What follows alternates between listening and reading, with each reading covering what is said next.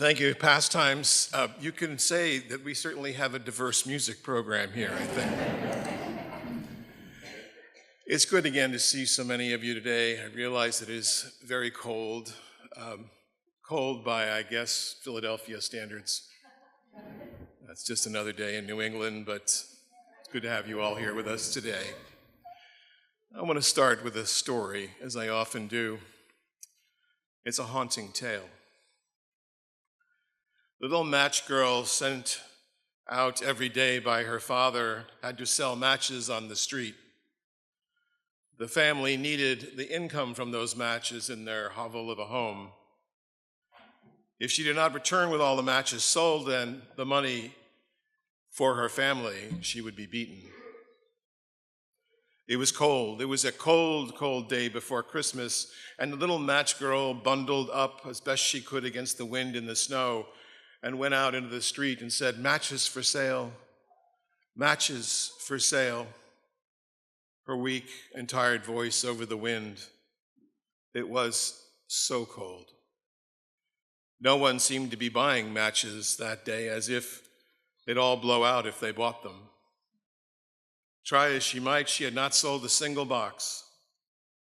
Hungry and exhausted, she found shelter from the snow and the wind in a doorway. She couldn't go back home without selling at least some of the matches. So she tried again. Matches for sale, matches for sale. But no one stopped. The rich hurried home to their warm houses at this dark time of the year.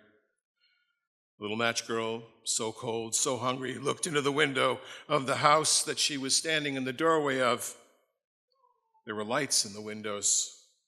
And inside, people were warm, and they had a great feast spread on the table. And around the table were people well-dressed and warm, and they were laughing, and there was a girl her age in the room. Oh, she longed to be in there. She ached to be in that room. The wind blew again, but the light in the window didn't flicker because no wind was coming through into that room. She stepped from the window and finding shelter in the doorway again, realizing how cold she was. At this point, she knew she couldn't go home, so she lit one of the packs of the matches, the box, to stay warm. It glowed against the fading sun, warm in her hands. It felt so good, the warmth. The little match girl lit another pack, and this time she closed her eyes and she imagined what it would be like to be inside that room with the warmth of a fire. It felt so wonderful. When that pack burned, she opened her eyes and suddenly remembered where she was, and the cold returned to her. So she closed her eyes again and lit another pack. And now she imagined she was once again in the house with the light in the window, eating now all the good food, the turkey with stuffing and the potatoes dripping with butter. Peeling back an orange, she felt the sweet spray across her face. The pack of matches died again. But this time she didn't feel so cold. In fact, she couldn't feel anything but her fingers holding the burned out pack and the glow on her face. She had only one box left. So she closed her eyes and she lit it, and she was transported into the room itself. She was the little girl. She was warm and fed, and they knew who she was, and they called her by name. She was home. She felt home, and she stared out the window beyond the candle into the snow beyond. It was so good to be home. They found the little match girl's body the next morning. All the matches had burned and lay in a pile by her feet in that doorway. She had a smile on her face. She had found her way home. Hans Christian Andersen's story, The Little Match Girl, is perhaps the most troubling story of the Christmas season, and oddly not told often. Some have seen this in theological terms as a justification for the better life in the hereafter. Others, of course, take a more nuanced Marxist approach. This is awful. How could this happen? Why did this happen? A bitter testimony to the tragedy of the poverty that so many live in. I believe there's something of a middle ground between these two tellings of that story, these two meanings, that there's something about the light in the window itself that speaks to the possibilities of what it means to be human. John Tarrant, in his beautiful little book of poetry, The Light Inside the Dark, writes that everything new needs to be born within a container. The container that holds us is ultimately our own character. Our own character is what holds us against the winds of misfortune. The little match girl dreamed of her character as brave and is transformed into a different world in spite of the cruel reality of the story. Now, of course, if we look at our world, we are not in Victorian England. We're in a different kind of world. But people still freeze on the street, and there are many who go hungry. Our light depends not just on what we're able to do, but how we see our place in the world as giving light. Giving light not just to helping people directly, but to bearing witness to what is actually wrong. Bearing witness. The Buddha said that we need to stay awake. In fact, that's what the name Buddha means. It means awakened one. He said, be witness to your thoughts. You are what observes, not what you observe. You are what observes, not what you observe. In the fable, the little match girl became what she observed, but what about that other side of the window? What about the family in there and the light that they've lit in that window? This, friends, is the season of bearing witness. As much as we bear gifts, gifts are a form of witness, as in the story by O. Henry, the couple bearing what they gave most up for the other thing that the other couple wanted. But of course, there's the gifts of the Magi, the magicians, not three wise men from the east. Probably a woman in there, pretty sure there was. And they bring gifts to the young Prince of Peace, to Jesus. That's the story, in adoration, but also understanding that this symbol of a prince born among us, a Prince of Peace, could be the symbol that we live our life with. Bernie Glassman. Bernie Glassman has died now, but Bernie Glassman was once a great Buddhist teacher. He did many wonderful things. He had a program in New York City where people would actually be homeless for a few months and then go back to their regular jobs. And with that, there was a great deal of transformation that happened with many social programs in New York City back in the late 90s and into the early aughts. At one point, he took 150 participants, religious people from around the world, to Auschwitz. He took them there so they could not only witness the tragedy of the Holocaust, but also understand the power of bearing witness. And they went there and they sat on the railroad tracks that led into the camps. There's a complex of camps there. And they read the thousands of names of people who had been killed. It took them days. Because the Germans, the Nazis, were very good at keeping records.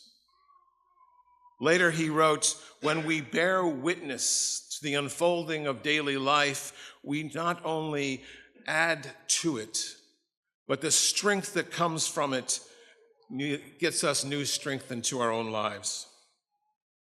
We are open to what is, and in that process, a healing arises. Friends, now more than ever, we are here to bear witness to the world in which we live, not from a place of desperation and sadness, but from a place of possibility. As Yvette said, from the hope that we create in the spaces that we have. Many times I've gone to community meetings, city council meetings, invited by other communities to sometimes speak in favor of a particular cause, but often I'll just go on my own and I'll just sit out there. And the reason that I would do that is because I know Let those city council members see me. In a room of black and brown faces, there's this old white guy sitting there, dressed in a suit. What's up with him? I'm there to bear witness. I'm there to say, I am watching you. And in so doing, I am hoping you will do the right thing.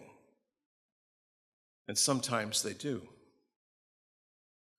We need our light now more than ever here in this sanctuary to draw people in who don't have a place to go. And I'm not doing this work alone. We're not doing this work alone. My interfaith colleagues are working really hard right now to put in place safety programs for queer people and for people who face possible deportation.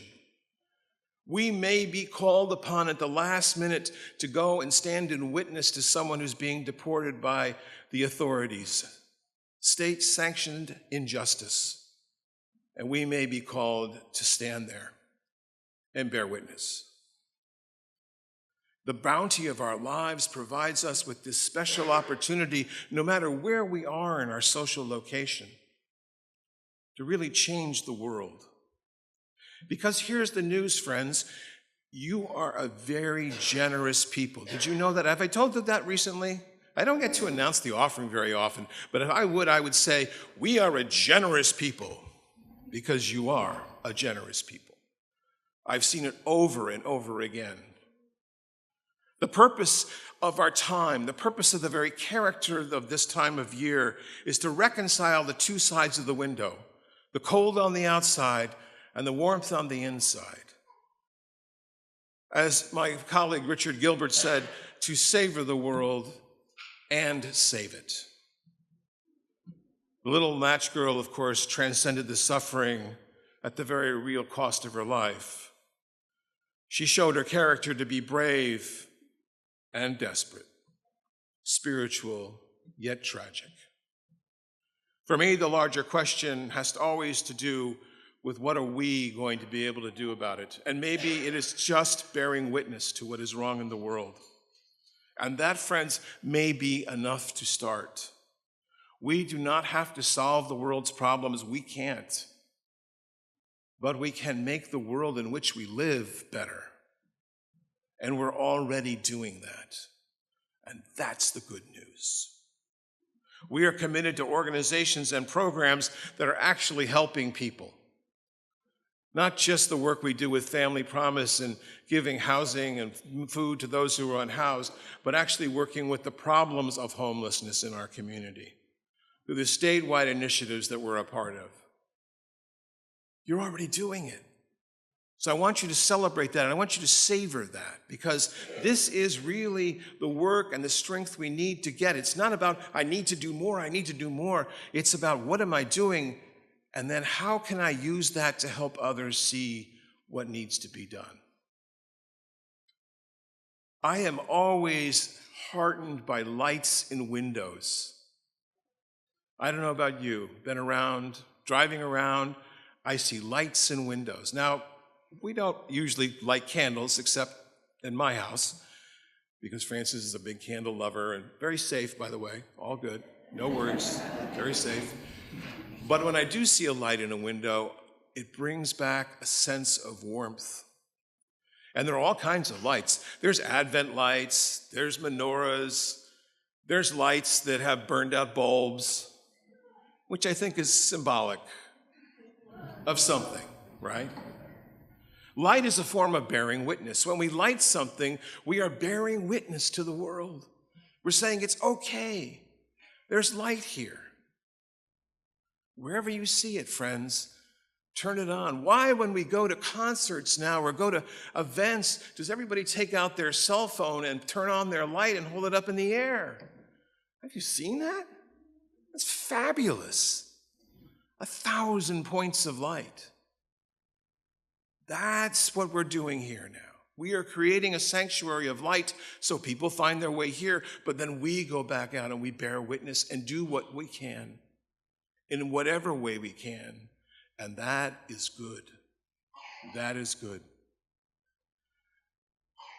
One reason for this season, and there are many, Although the most important reason for the season I saw the other day in a cartoon in a scientific journal, it said the tilting of the sun is the reason for the season, but the tilting of the earth, technically, true. Sophia Fahs, the great Unitarian educator of the 1900s, said, "Every child born is one more redeemer."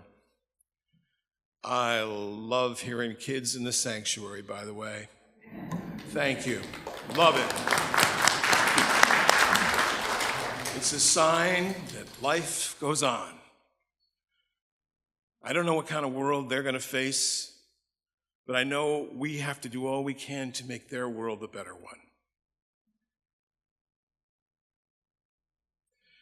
I'm always reminded, and I'll close with this brief story, of the little boy who met his baby brother. I personally believe that we all come from a divinity. I don't know what the divinity is in full, but a form of light itself, and I believe we return to that divinity when we pass on. That this brief span of times, this dash between our dates, is so powerful, but we are still going back to something that is even greater. That's my personal theology. So this little story that I heard years ago, apocryphal though it may be, brings me great hope and great joy. The little boy and the baby brother comes home, and the 4-year-old is just so excited about a baby brother. You perhaps have seen this. Not always, but sometimes you've seen this. And they put the baby in the crib, and the boy says, Can I be with him alone for a minute? Mom and dad are like, okay. But you know, they got all the technology, right? They got the intercom, now there's cameras. Well, they can see what's going on. Mom and dad are in the other room. And the little boy walks over to the crib and just stares at his baby brother, very quiet. And then he says softly, "Tell me what it's like again. I've almost forgotten." In all my years, I have marveled most at how true children are to our calling home, how true they are to the light that burns within them, longing to be made something new. They are coming out into the world. We will do well, friends, to light a candle tonight and to remember that we are the hope we've been waiting for. So may it be, and amen.